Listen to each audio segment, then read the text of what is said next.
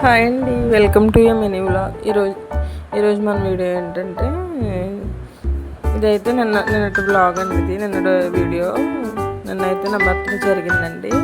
అందుకని ఇంట్లో స్పెషల్స్ చేసామంటే సేమియా ఇంకా గారెలు చేశాను. నేనైతే సేమియా అయితే ఇన్స్టెంట్ పాయసం ఉంటుంది కదండి, ప్యాకెట్, అది తీసుకొచ్చామండి. ఓన్లీ మనం పాలు మరిగించుకుని అవి ఓపెన్ చేసి దాంట్లో వేసేసుకుంటానండి. అవి ఉడికేంత వరకు ఉడికించుకోవాలి. ఇంకా అందులోనే మిక్స్ అయ్యి ఉంటుందండి.